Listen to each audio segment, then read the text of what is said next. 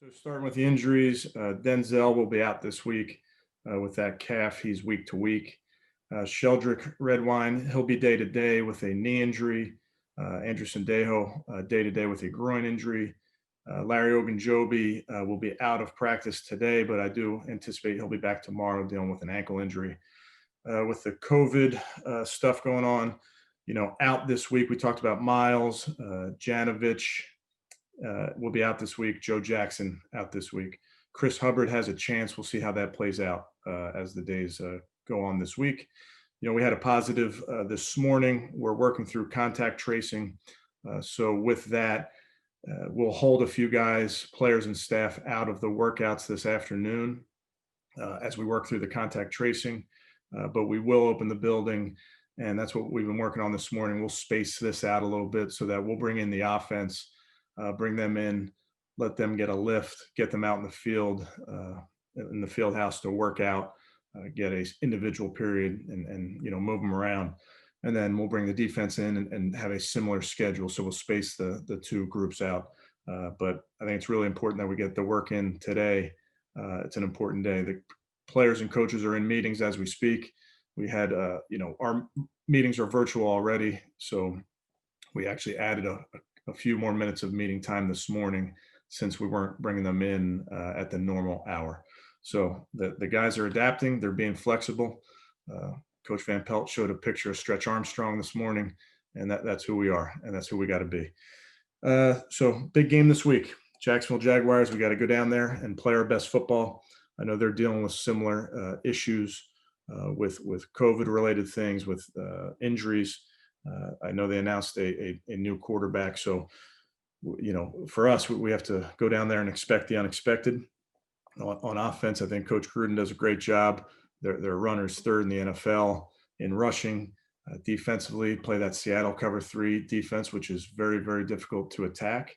They play with speed. They play with effort. On special teams, I think it might be the fastest group that we play all year. So definitely got to go down there and play our best football. With that, I will take any questions. Thank you, Coach. The first question will come from Mary Kay Cabot. Yeah, Coach, can you just talk about do you have any idea when Denzel hurt the calf? Because he played such a great game, and it's confusing as to maybe when that happened. First of all, I don't know exactly when, Mary Kay. I want to say it was late, but I don't know exactly when.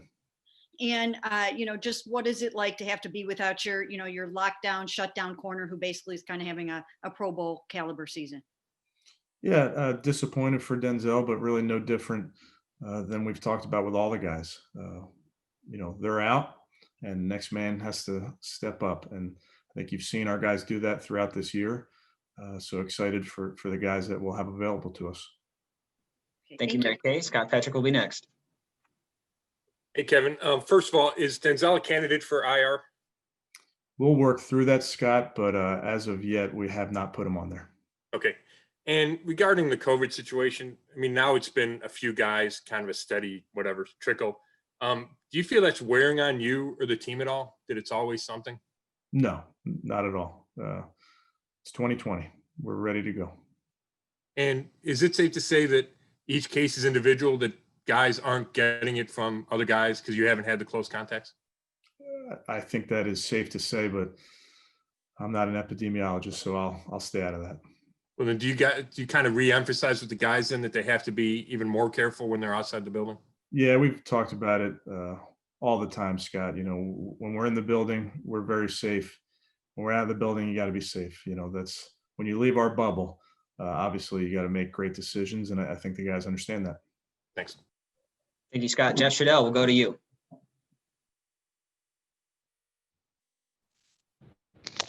Hey, Kevin, can you tell us which players will not be practicing because of this COVID? So I'm not asking you who tested positive, but which guys will you be without today, and how is that really going to affect things?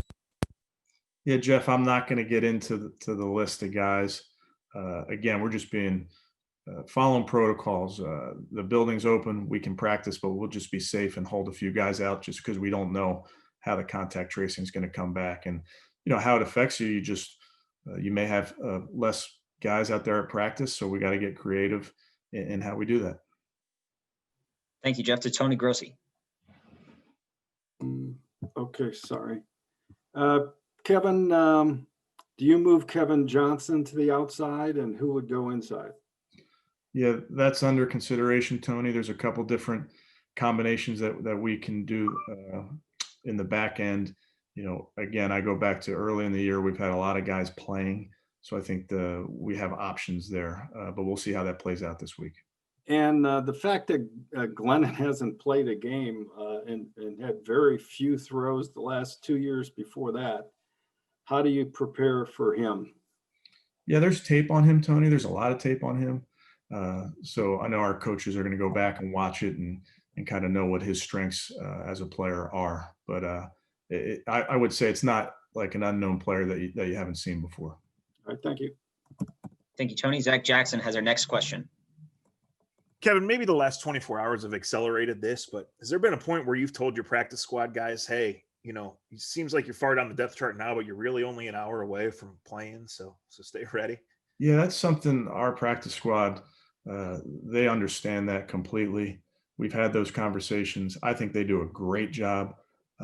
Each week we give out game balls to the practice squad guys that helped us win. And I really do believe that. I think they help us win every week. And then you got to stay ready. These guys, like you mentioned, can be up at a moment's notice. So our coaches spend a lot of time with them to make sure that if that happens, they are ready. Thank you, Zach. To Daryl Ryder. Hey, Coach, whether it's players or in Jacksonville's case, their defensive coordinator, it looks like isn't going to be there. I know you prepare regardless for an opponent, but just how much does that change or affect your preparation when, the opposition has players or personnel that are out because of COVID? Yeah, Darryl, I think every game, while it's about the opponent and you study your opponent and you understand their tendencies and their scheme, it's also about us and how we prepare and how we execute our fundamentals. So we double down on that every week. And this week is a great example of that, where it's really about the Cleveland Browns first and foremost. And then we got to really go to school on this team. We got to go to school on them because they have a new quarterback. You mentioned they'll have a different coach calling it, but I think their scheme is their scheme. We anticipate that it'll be very similar to the tape that they've shown so far.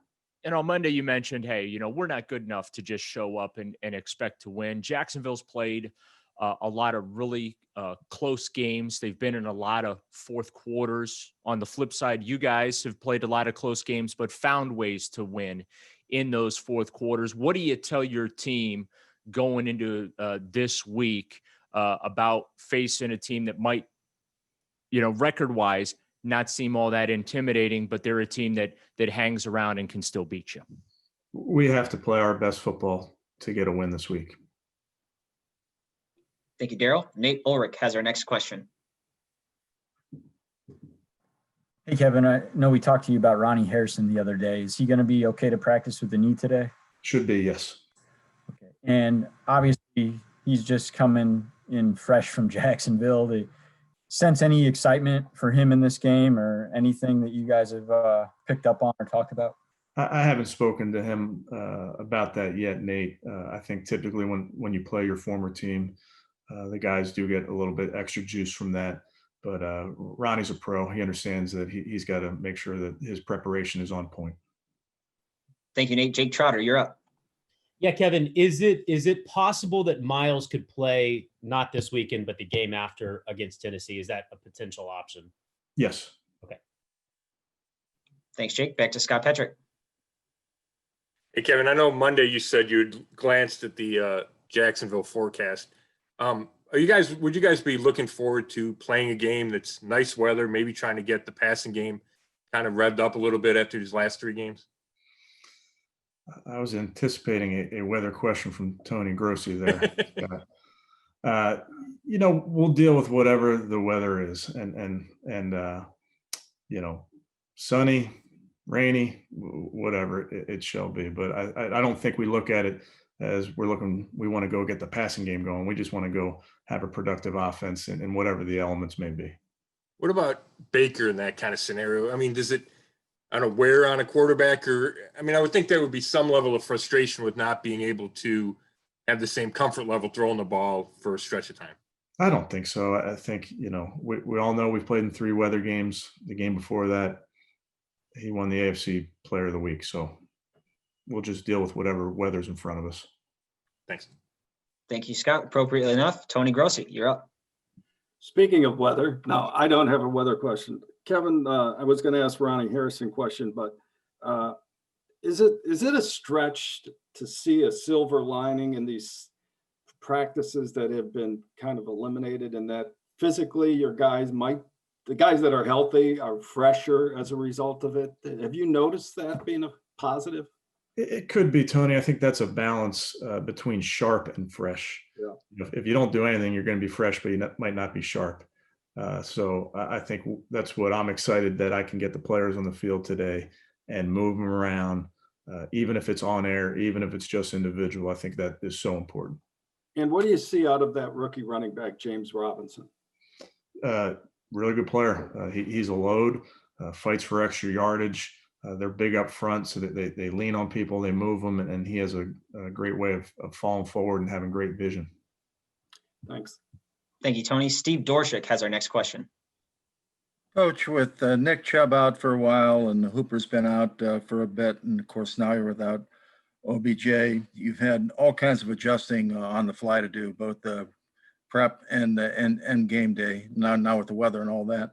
But the first part of this question is, what are you finding out about yourself as a quick thinker, quick adjuster?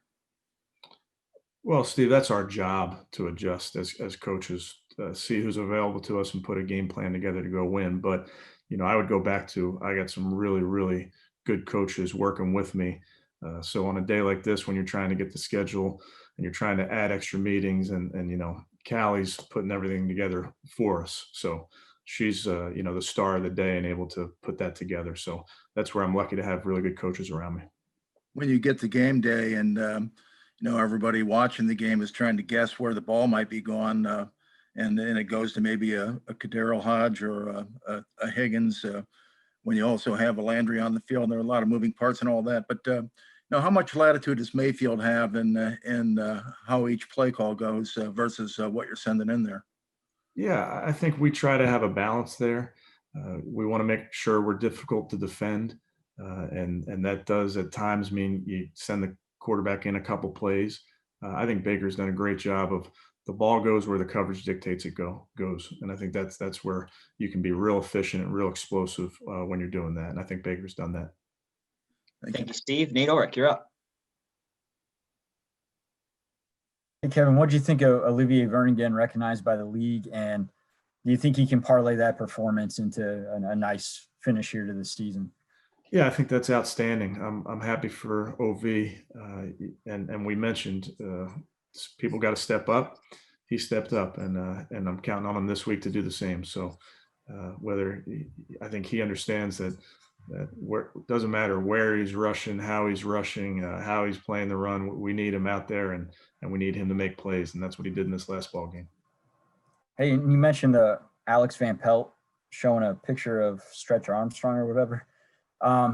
With everything that's going on, obviously the serious nature of it, is it important to keep things light once in a while? I mean, is that an example of that, or what was behind that? Yeah, I mean, I think Alex is just making a point to the offense in particular that you got to be flexible on days like this. But we understand and we respect the nature of how things are in our country, and we're trying to make sure everybody's safe. That is the first and foremost.